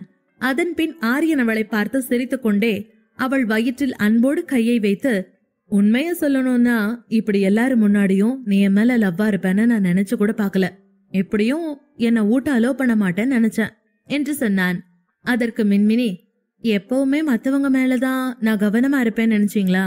இன்னைக்கு நம்மளோட ஸ்பெஷல் டே. எனக்கு எல்லா கவனமும் உங்க மேல மட்டும்தான். ஆனா அதுக்காக கெஸ்ட கவனிக்காம இருக்க முடியாதுல்ல என்று சொன்னாள். அது கேட்டு மின்மினி கண்ணத்தில் முத்தமிட்டு சிரித்த ஆரியன், சரி சரி, நீ இன்னைக்கு ரொம்ப அழகா தெரியற. முதல்ல உன்னை பார்த்த மாதிரி இருக்க. இந்த லுக்ல நீ சூப்பரா இருக்க என்று சொன்னான். அதன் பின் அவள் கையை பிடித்து கொண்டு, உன்னோட சந்தோஷங்களை பறிச்சுக்க எனக்கு இஷ்டம் இல்ல மின்மினி. எல்லாத்துக்கும் மேல நானும் எப்பவும் உன் கூட இருக்கணும்னு அவசியம் இல்ல. என்னைக்குமே நீயா இரு என்று சொன்னான். சொல்லிக்கொண்டே ஆரியன் அங்கிருந்து போக ஆரம்பித்தான். மின்மினி ஆரியனை பார்த்து, எங்க போறீங்க ஆரியன் என்று கேட்டாள். ஆரியன் அவள் மூக்கை தொட்டு, எங்கேயும் இல்ல, இங்க பக்கத்துலதான் எங்காச்சும் இருப்பேன். நீ உன்னோட ஃப்ரெண்ட்ஸ் கூட என்ஜாய் பண்ணு என்று சொன்னான். ஆனால் மின்மினியோ, இல்ல, நீங்க ஏன் இப்படி இருக்கீங்க? நிமிஷத்துக்கு நிமிஷம் மாறிட்டே இருக்கீங்க. ஏன் எப்ப பாரு ஒன்னாவே இருக்க மாட்டேங்கிறீங்க? என்ன தனியா விட்டுட்டு எங்காவது போயிடுறீங்க நீங்க என்று சொன்னாள். ஆரியன் அவள் தலையை வருடி, சரி, ஹாப்பி டைம்ஸ்ல இப்ப எதுக்கு இதெல்லாம் பேசிட்டு, அந்த பேச்ச விடு என்றாள். அதை கேட்ட மின்மினி கண்ணீரோடு, அப்ப எல்லா பிரச்சனைக்கும் ஆரம்பம் மட்டும் என்னோடதுன்னு சொல்ல வர்றீங்க இல்லையா என்று கேட்டாள். மின்மினி அப்படி கேட்டதும் ஆரியன் தங்களை சுற்றி உள்ளவர்களை பார்த்தான். விகாஷ், ஸ்ருதி, சித்தார்த், நிவாஷினி அவர்களுக்குள் விளையாட்டாக பேசி சிரித்துக் கொண்டிருந்தார்கள். ஆரியனும் மின்மினியோடு சேர்ந்து அவர்களுடன் பேசி சிரிக்க ஆசைப்பட்டான். ஆசையாக மின்மினியின் கையை பிடிக்க அவள் ஆரியனின் கையை தட்டிவிட்டு அங்கிருந்து எழுந்து போனாள். அவள் கிளம்புவதை பார்த்த ஸ்ருதி, அவளுக்கு என்ன ஆச்சு? உங்ககிட்ட கோச்சிட்டு போறாளா என்று கேட்டாள். ஆரியன் புன்னகைத்துக் கொண்டு, ஆத்தா மலையேறிட்டு இருக்கா என்றான். அதன் பின், உங்க ஃப்ரெண்டு என் மேல கோபமா இருக்காளாமா என்று சொன்னபடி பிறகு வேகமாக எழுந்து அவளை பின்தொடர்ந்தான். மின்மினி கண்ணீரோடு நடந்து போய்க் கொண்டிருந்தாள். அப்போது திடீரென்று நடக்க நடக்க அவள் தடுமாறினாள். அவள் கீழே விழுவதற்கு கொஞ்சம் தொலைவில் இருந்த ஆச்சி அவளை பார்த்து, ஏமா, கவனமா பார்த்து வரக்கூடாதா என்று கேட்டார். அதன் பின் மின்மினி தன்னை சமன் செய்தபடி, சாரி ஆச்சி, நான் அவசரமா வந்ததுல பாக்கல என்று சொன்னாள். ஆச்சி மின்மினியின் தலையில் கை வைத்து, சரி பரவாயில்ல, நீ சாப்பிட்டல்ல என்று கேட்டார். அப்போது ஆரியன் அங்கே வந்து சேர்ந்தான். ஆச்சி ஆரியனை பார்த்து கோபமாய் கடிந்து கொண்டார். எங்க போன ஆரியன்? இவ எப்பவுமே கீழே விழுந்துகிட்டே இருக்கா, கூடவே இருக்கலாம்ல என்று சொன்னார். அதனால் பதறிய ஆரியன் அதன் பின் மின்மினியை பார்த்து, are you okay என்று கேட்டான். மின்மினி ஆச்சி முன் கோபத்தை காட்ட முடியாமல், நான் நல்லாதான் இருக்கேன் என்று சொன்னாள். ஆரியன் அவள் கையை பிடித்தபடி, ஆச்சி, அவ ரொம்ப டயர்டா இருக்கா போல இருக்கு, கொஞ்சம் ரெஸ்ட் எடுக்கணும்னு நினைக்கிறேன், நான் கொண்டு போய் அவளை விட்டுட்டு வரேன் என்று சொன்னான். அப்போது ஆச்சியோ, இல்ல ஆரியா, நீங்க ஃபங்க்ஷன்ல இரு, கல்பனாவை வர சொல்லி மின்மினிய கூப்பிட்டு போ சொல்ற என்றபடி போன் செய்ய ஆரம்பித்தார். ஆரியன் அதற்கு பின் எதுவும் பேச முடியாமல் இருந்தான். அவன் ஐடியாவே காலையிலிருந்து தன் கண்களில் சிக்காத மின்மினியை ஒரே அடியாக ரூமுக்குள் போட்டு அரெஸ்ட் செய்வதுதான். ஆனால் ஆச்சி அதற்கும் வெட்டு வைத்தார். கொஞ்ச நேரத்தில் கல்பனா வரவும் கல்பனாவும் மின்மினியும் வீட்டுக்குள் போக ஆரம்பித்தார்கள். ஆரியன் ஆச்சிக்கு போக்கு காட்டிவிட்டு அவர்கள் இருவரையும் பின்தொடர்ந்து போனான். கல்பனாவை நிறுத்தி, ஆண்டி, நீங்க போய் உங்க வேலையை பாருங்க, நான் சும்மாதான் இருக்கேன், நான் போய் மின்மினியை விட்டுட்டு வரேன் என்று சொன்னான். ஆரியனுக்கு மின்மினியோடு கொஞ்ச நேரம் பேச வேண்டும் போல் இருந்தது. அவனுக்கு இந்த பார்ட்டியில் எல்லாம் விருப்பமே இல்லை. அதை புரிந்து கொண்ட கல்பனா சிரித்து கொண்டு, சரிங்க, நீங்களே மின்மினியை பார்த்துக்கோங்க தம்பி என்று சொல்லிக்கொண்டு அங்கிருந்து போனார். அதன் பிறகு ஆரியன் தனக்கு முன்னால் கோபமாய் போய்கொண்டிருந்த மின்மினியை வேகமாய் தாண்டி போய் அவளை நிறுத்தி தன் தோளில் தூக்கி கொண்டான். மின்மினி அதை தடுக்க வழி தெரியாமல் தவித்தாள். ஆரியன் அமைதியாக அவளை ரூமுக்கு அழைத்து வந்து இறக்கிவிட்டு, சாரிமா, நான் அப்படி சொல்லிருக்க கூடாது என்றான். மின்மினி ஒரு வார்த்தை கூட பேசாமல் நகர்ந்து போக ஆரம்பித்தாள். அதன் பிறகு ஆரியன் கையை பிடித்து அவளை சுவற்றில் தள்ளினான். மின்மினி அருகே வந்து, சாரி, அந்த நேரத்துல என் வாயிலிருந்து அந்த மாதிரியான வார்த்தை ஏன் வந்துச்சுன்னு எனக்கே தெரியல என்று சொன்னான். மின்மினி ஆரியனை கண்ணீரோடு பார்த்துவிட்டு வேகமாக ஆரியன் கழுத்தில் கை வைத்து அவனை அணைத்து கொண்டாள். இன்னொரு தடவை இந்த மாதிரி பேசுனீங்கன்னா அதுக்கப்புறம் நான் உங்ககிட்ட பேசவே மாட்டேன் என்று சொன்னாள். ஆரியன் அவளை அணைத்து கொண்டு, சாரிமா தங்கம், நீ இவ்வளவு ஹர்ட் ஆவன்னு எனக்கு தெரியாது. நான் இனிமே இப்படி பேச மாட்டேன் என்றான். அதன் பின் மின்மினி, இனிமே எப்பவுமே நான் உங்க பக்கத்திலேயே இருப்பேன்னு எனக்கு சத்தியம் பண்ணுங்க என்று மின்மினி அழ ஆரம்பித்தாள். ஆரியன் அவளை அன்போடு முத்தமிட்டு, சரி, நான் எப்பவுமே உன் கூட ஒன்னாதான் இருப்பேன் என்று சொன்னான். அதன் பிறகு ஆரியன் மின்மினியின் முகத்தை கைகளில் எடுத்து அவளை ஆழமாக முத்தமிட ஆரம்பித்தான். அப்போது ஆரியனுடைய போன் அடிக்க ஆரம்பித்தது. ஆரியனும் மின்மினியும் தங்களை மறந்தபடி முத்தத்தில் மூழ்கியிருந்தார்கள். ஆரியனுக்கு வந்த போன் சத்தம் கேட்டு இருவரும் சுய நினைவுக்கு வந்தார்கள். ஆரியனின் உதடுகள் இன்னமும் மின்மினியின் உதடுகளின் மீது மட்டுமே இருந்தது. 1 வருடம் முன்பு அவள் முதன்முறையாக தன் மணமகளாக அவன் முன் தோன்றியது போலவே இன்றும் அவள் அவ்வளவு அழகாக இருக்கிறாள் என்று ஆரியன் அவளிடம் சொல்ல விரும்பினான். தொடர்ந்து அடித்துக் கொண்டிருந்த போனை சைலண்ட் செய்துவிட்டு மறுபடியும் ஒருமுறை முத்தமிட ஆரம்பித்தான். ஆரியன் ஸ்பரிசத்தை உணர்ந்த மின்மினி கண்ணை மூடிக்கொண்டாள். இப்போது அவளது கீழ் உதடு ஆரியன் உதடுகளுக்கு நடுவே இருந்தது. அதன் பின் ஆரியனும் கண்களை மூடிக்கொண்டு மின்மினியின் கீழ் உதட்டை தன் உதடுகளால் அழுத்தி ஆழமாக முத்தமிட ஆரம்பித்தான். அவனுடைய ஒரு கை மின்மினியின் கன்னத்தில் இருந்தது. மற்றொரு கை மின்மினியின் புடவைக்குள் சென்று அவள் வயிற்றையும் சில சமயம் இடுப்பையும் வருடியது. ஆரியன் அவளை முத்தமிட்டுக் கொண்டு அவள் இடுப்பை வருடினான். கொஞ்ச நேரத்தில் ஆரியன் தன்னுடைய உணர்ச்சி வசப்பட்ட முத்தத்தை நிறுத்திவிட்டு அவள் கழுத்தில் அவன் முகத்தை மறைத்து, நீ ரொம்ப அழகா இருக்க என்று சொன்னான். மின்மினி அழகாய் புன்னகைத்து அவன் பாராட்டை ஏற்றுக்கொண்டாள். ஆரியன் கழுத்தில் கைகளை வைத்து அணைத்துக் கொண்டாள். ஆரியன் அவள் கழுத்தில் உதடுகளை வைத்து அன்புடன் முத்தமிட ஆரம்பித்தான். அவள் அணிந்திருந்த நகைகளை ஒவ்வொன்றாக எடுத்து அங்கும் இங்கும் எறிந்தான். அதன் பிறகு மின்மினி ஆரியனின் கோட்டை தன் கைகளால் இறுக பற்றி கொண்டு, என்ன பண்றீங்க ஆரியன், வெளியில பார்ட்டி நடக்குது என்று சொன்னாள். அதை கேட்ட ஆரியன் சுய நினைவுக்கு வந்து அப்படி வேகமாக நடந்து கொள்வதை அப்படியே நிறுத்தினான். அப்போது மின்மினியை அவன் தாபத்தோடு ஒரு பார்வை பார்த்தான். ஆரியன் மின்மினியை அழைத்து போய் அவளை தலையில் முத்தமிட்டு, சரி, நீ போய் ட்ரெஸ் மாத்து, கொஞ்சம் ரெஸ்ட் எடு, முடிஞ்சா தூங்கு, நான் கொஞ்ச நேரத்துல வந்துடுறேன் என்று சொன்னான். மின்மினி சரியென தலையாட்டி அங்கிருந்து எழுந்து க்ளோசட் அறைக்கு போனாள். ஆரியன் சிரித்துக் கொண்டே தோட்டத்தை அடைந்தான். அங்கு வந்திருக்கும் பிசினஸ் நண்பர்களை சந்தித்து சாப்பிட சொல்வதில் மும்முரமாக ஈடுபட்டான். கொஞ்ச நேரம் கழித்து ஆரியன் அந்த வேலையை முடித்துவிட்டு விகாஷ் மற்றும் சித்தார்த்திடம் வந்தான். அங்கே சிரித்து பேசிக் கொண்டிருந்த ஸ்ருதியையும் நிவாசினியையும் பார்த்து, ஹலோ வாயாடி மேடம், உங்க 2 பேரையும் உங்க ஃப்ரெண்டு கூப்பிடுறா, அவளுக்கு போர் அடிக்குதான் என்றான். ஸ்ருதி குழம்பி போய், அவளுக்கு போர் அடிக்குதுன்னா எதுக்கு ரூமுக்கு போனாலாமா, இங்க வர வேண்டியதானே என்று கேட்டாள். ஆரியனோ, எனக்கு என்ன தெரியும், ஒவ்வொரு நேரம் ஒவ்வொரு மூட்ல இருக்கிற உங்களுக்கு தானே அதெல்லாம் தெரியும், போய் நீங்களே கேளுங்க என்று சொன்னான். நிவாஷினியும் ஸ்ருதியும் ஒருவரை ஒருவர் பார்த்து கொண்டு வீட்டுக்குள் போக ஆரம்பித்தனர். ஆரியன் விகாஷ் மற்றும் சித்தார்த்தை பார்த்து விசிலடித்து அவர்கள் இருவரும் வீட்டுக்குள் போவதை காட்டி கண்ணடித்து தலையை கோதிக்கொண்டான். விகாஷ் மற்றும் சித்தார்த் இருவரும் அவர்கள் மனைவிகள் செல்வதை பார்த்து சிரிக்க ஆரம்பித்தார்கள். 3 பேரும் அவரவர் மனைவிகளோடு சந்தோஷமாக இருக்க வெவ்வேறு திட்டங்கள் போட்டு ஆரியனை அதற்கு வழிவகை செய்ய சொல்லியிருந்தனர். ஆரியன் சித்தார்த்தை பார்த்து கையோங்கியபடி, டே, என்ன ஒரே நாள்ல இவ்வளவு போய் சொல்ல வச்சிட்டீங்களேடா என்றான். சித்தார்த் ஆரியனின் கழுத்தில் கை வைத்து, ஆமா, இந்த பொய் கூட உனக்காக தானே நீ சொல்லியிருக்கடா கண்ணா, இல்லனா நம்ம பொண்டாட்டிக நம்மளை இப்படி உன்னை வெட்டிங் பார்ட்டியை கொண்டாட விட்டுருப்பாங்களா? சரி சரி, டைமை வேஸ்ட் பண்ண வேணாம், வா போலாம் என்று மூவரும் அங்கிருந்து நேராக பாருக்கு போனார்கள். அனைவரும் ஆளுக்கு ஒரு ஸ்காட்ச் கிளாஸோடு அமர்ந்திருந்த போது விகாஷ், எனக்கு போதும்பா, இதுக்கு மேல போனா சரியா வராது என்றான். ஆரியன் அதை ஆமோதித்தான். சித்தார்த் மட்டும் பரிதாபமாக அவர்கள் இருவரையும் பார்த்து, டேய், மோந்து பார்த்ததுக்கே போதுங்காதீங்கடா ஸ்கூல் பசங்களா என்று டக்கீலாவை எல்லார் டம்ளரிலும் கவிழ்த்தான். பார்ட்டியில் இன்னொரு பக்கம் தாரிகாவும் மனுவும் பஞ்சு மிட்டாயும் பல்வேறு சாக்லேட்டுகளும் சாப்பிட்டு முடித்துவிட்டு ஒரு இடத்தில் காத்தாட போய் அமர்ந்தார்கள். மனஸ்வினி தாரிகாவின் புதிய ஐபோனில் அவளுடைய இன்ஸ்டாகிராம் கணக்கை உருவாக்கி கொண்டிருந்தாள். மனஸ்வினியை தடுத்த தாரிகா, மனு, எனக்கு எதுக்கு இன்ஸ்டாகிராம் எல்லாம், நான் அதை யூஸ் பண்ணி என்ன பண்ண போறேன், எனக்கு ஃப்ரெண்ட்ஸ் கூட யாரும் கிடையாது என்றாள்.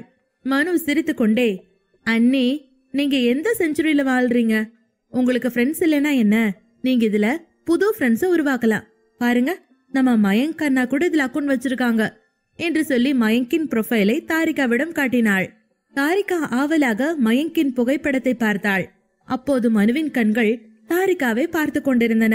தாரிகா போனை பார்க்கும்போது அங்கே பார்ட்டியில் குடித்து விட்டு வந்த ஒருவன் தாரிகாவை முறைத்து பார்த்தபடி இருந்ததை மனஸ்வினி கவனித்தாள். மொபைலில் தொலைந்திருந்த தாரிகாவை அவன் தொடர்ந்து பார்த்தபடி இருக்க மனஸ்வினி அந்த மனிதனை ஒரு முறை முறைத்தாள். மனு அதன் பின் எழுந்து தாரிகாவின் முன் அமர்ந்து அந்த மனிதனை விரல் காட்டி எச்சரித்தாள்.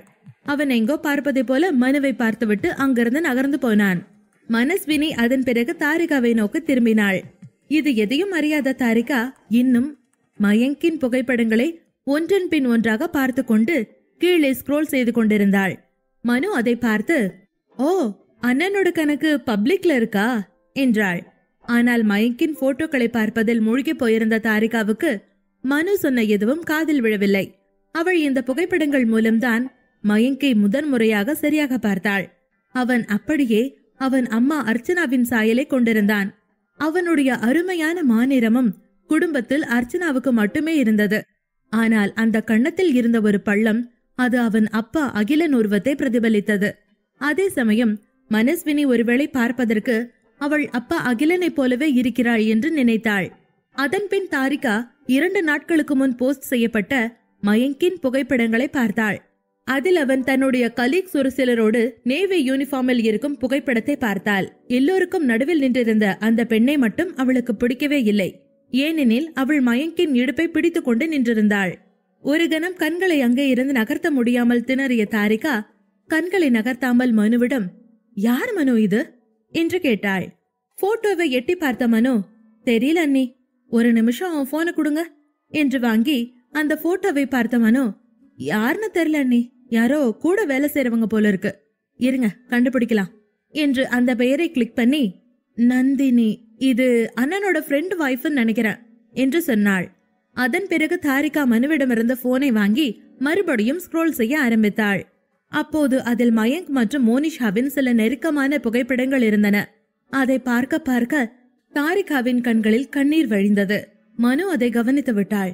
சட்டென தாரிகா போனை ஆஃப் செய்தாள். அதன் பின் பார்ட்டி முடிய முடிய ஆட்கள் கொஞ்சம் கொஞ்சமாக குறைய ஆரம்பித்தார்கள். அர்ச்சனாவும் அகிலனும் தாரிகா மனுவை தேடிக்கொண்டு வந்தார்கள். நீங்க இங்கதான் இருக்கீங்களா? நாம கிளம்பலாம் மனு, நாளைக்கு உனக்கு ஸ்கூல், வா வா என்று அவசரப்படுத்தினார்கள். ஸ்ருதியும் நிவாஷினியும் ஒருவருக்கொருவர் விடை பெற்றுக் கொண்டார்கள். சித்தார்த் விகாஷ் இருவரும் ஒருவரை ஒருவர் அணைத்துக் கொண்டு மறுபடியும் மீட் பண்ணலாம் என்றபடி பிரிந்தார்கள். கொஞ்ச நேரம் கழித்து அனைவரும் காரில் ஏறி அமர்ந்தார்கள். தாரிகா, ஸ்ருதி, அர்ச்சனா மற்றும் விகாஷ் ஆகியோர் ஒரு காரில் அமர்ந்திருந்தார்கள். தாத்தா பிரதாப் மற்றும் மனு அகிலனின் காரில் அமர்ந்திருந்தார்கள். கார் கிளம்பியவுடன் அர்ச்சனா சந்தோஷமான குரலில், ஸ்ருதி, உன்னோட ஃப்ரெண்டு வீடு மாளிகை மாதிரி இருக்குமா? ஆனா அவங்க யாருமே பணக்காரங்கன்னு பந்தா காட்டிக்காம நடந்துக்கிட்டாங்க. அதுலயும் குறிப்பா அந்த ஆச்சி ஐயா எவ்வளவு தன்மையா நடந்துக்கிறாங்க. எனக்கு அவங்கள ரொம்ப பிடிச்சு போச்சு. அந்த ஆரியம் பையன் இப்ப கூட எல்லாரும் முன்னாடியும் கூச்சம் இல்லாம மின்மினிக்கு சாப்பாடு ஊட்டி விட்டு கவனிச்சுக்கிட்டான். எல்லாருமே நல்ல மனுஷங்களா தெரியுறாங்க ஸ்ருதி. எனக்கும் இப்படிப்பட்ட மனுஷங்களை பார்த்ததுல ரொம்ப சந்தோஷமா இருந்துச்சு என்றார். அதை கேட்ட ஸ்ருதி, ஆரியம் மச்சானோட குடும்பம் ரொம்ப நல்ல குடும்பம்மா. நான் தான் ஏற்கனவே சொல்லி இருந்தேனே, ஆனா நீங்க தான் இங்க வர்றதுக்கு ரொம்ப பயப்பட்டீங்க. ஆச்சி ஐயாவுக்கு பணத்துல பெருமையெல்லாம் கிடையாது, பாசத்துல அவங்கள அடிச்சுக்க ஆளே கிடையாது என்றாள். அர்ச்சனா ஆமாம் என்று தலையசைத்தார். இருவரும் விசேஷ வீட்டில் நடந்த மற்ற விஷயங்களை பேச ஆரம்பித்தனர். அதே நேரம் தாரிகாவும் விகாஷும் காரில் அமைதியாக இருந்தனர். அப்போது தாரிகா பர்சிலிருந்து தொலைபேசி ஒலிக்க தொடங்கியது. அது மயங்கின் கால் தான். தொடர்ந்து போன் சத்தம் கேட்டு ஸ்ருதி சிரித்து கொண்டே, தாரிகா போன் எடுத்து பேசு, மயங்க் தான் கூப்பிடுவான்னு நினைக்கிறேன் என்றாள். தாரிகா போனை எடுப்பது போல பாவனை செய்து அதை கட் செய்தாள். அவளால் மயங்கின் போக்கை புரிந்து கொள்ளவே முடியவில்லை. தன்னை மட்டும் யாரும் தொடக்கூடாது என்று எச்சரித்த மயங்க் எப்படி அவனுடைய இடுப்பில் கை போட்டு நிற்கும் பெண்ணை அனுமதிக்கிறான்? ஏன் அதை செய்கிறான்? கூடவே மாடனாக இருக்கும் மோனிஷா மயங்கின் அழகுக்கு ஈடு கொடுப்பவளாக போட்டோக்களில் நெருக்கமாக இருந்ததை பார்த்து தாரிகா ஏற்கனவே நொந்து போயிருந்தாள். ஆனால் மயங்க் இந்த முறை விடக்கூடாது, அவளோடு பேசியே ஆக வேண்டும் என்று அவன் மறுபடியும் தாரிகாவை அழைத்தான். அப்போது தாரிகாவின் அருகில் இருந்த அர்ச்சனா அவளிடமிருந்து போனை வாங்கினார். அவர் மயங்கிடம் இந்த பார்ட்டி பற்றி பேசி அதிசயிக்க நினைத்தார். அவர் போனை அட்டன் செய்து காதில் வைக்கும் போதே மயங்க் மிகவும் ரொமான்டிக்கான மோடில் ஹஸ்கியான வாய்ஸில், ஹேய் கியூட் பொண்டாட்டி, என்னடி பண்ற என்று கூப்பிட்டான். தன் மகன் வாயிலிருந்து இப்படிப்பட்ட வார்த்தைகளை கேட்டு வெட்கப்பட்ட அர்ச்சனா தாரிகாவிடம் போனை திருப்பி கொடுத்து, வீட்டுக்கு வந்தக்கப்புறம் பேசுறேன்னு சொல்லிடுமா என்றார். சரி என்று தலையாட்டிக் கொண்டே அர்ச்சனாவிடமிருந்து போனை வாங்கிய தாரிகா போனை காதில் வைத்தவுடன், ஏமா பேசாம இருக்க? போன் அனுப்பி கூட என் கூட பேச மாட்டேங்கிற? நான் சாப்பிட்டனா இல்லையான்னு கூட கேட்க மாட்டேங்கிற. நான் உயிரோட இருக்கனா இல்லையான்னு கூட உனக்கு தெரிஞ்சுக்க இஷ்டம் இல்ல, அப்படிதானே என்று கோபமாக கேட்டான். தாரிகா எதுவும் பேசாமல் மௌனமாக இருந்தாள். மயங்க் மீண்டும், கல்யாணத்துக்கு அப்புறம் நான் உன்கிட்ட சரியா பேசக்கூட இல்ல. போன் வாங்கி அனுப்பினா எப்ப பாரு நான் தான் உன்னை கூப்பிட வேண்டியதா இருக்கு. அப்படியே கூப்பிட்டா கூட பாதி நேரம் போன் எடுக்கிறது இல்ல எடுத்தாலும் பேச கூட மாட்டேங்கிற என்று மயங்க் கத்திக்கொண்டே இருந்தான். தாரிகா மயங்கின் பேச்சை கேட்டுக்கொண்டே அருகில் இருந்த அர்ச்சனாவை பார்த்த போது அவர் அவளையே பார்த்து கொண்டிருந்தார். தாரிகா தலை குனிந்து, நாம கொஞ்ச நேரம் கழிச்சு பேசலாமா என்றாள். அப்போது மயங்க் கோபம் குறையாமல், ஏன் இப்ப நீ தனியா இல்லையா? உன் பக்கத்துல மனஸ்வினி இருக்காளா என்று கேட்டான். அவன் பேசிய எல்லாவற்றையும் காருக்குள் இருந்த எல்லாரும் கேட்டுக்கொண்டிருந்தார்கள். தாரிகா அதற்கு மேலும் பேச விரும்பாமல் மயங்கின் காலை கட் செய்தாள். அவளுக்கு அந்த ஐபோன் பயன்படுத்துவது அத்தனை பெரிய சிரமமாக இருந்தது. அந்த போனை மறுபடியும் ரிங்டோன் சத்தம் கேட்காத அளவுக்கு சைலண்ட் மோடில் எப்படி போடுவது என்று அவளுக்கு தெரியவில்லை. அதற்கு முன் இப்படிப்பட்ட போன்களை அவள் தன்னுடைய சுற்று வட்டாரத்தில் யாரிடமும் பார்த்ததில்லை. அவள் ஆண்ட்ராய்டு போன்களோடு கொஞ்சம் பரிச்சயப்பட்டிருந்தாள். ஆனால் பட்டன் போன் தான் அவளுக்கு வசதியா இருந்தது.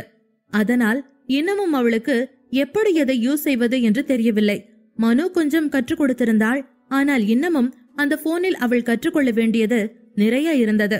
வேறு வழியே இல்லாமல் போனை ஸ்விட்ச் ஆஃப் செய்துவிட்ட பின் தான் தாரிகாவிற்கு நிம்மதியானது. அதன் பின் யாரும் எதுவும் பேசாமல் வந்தார்கள்.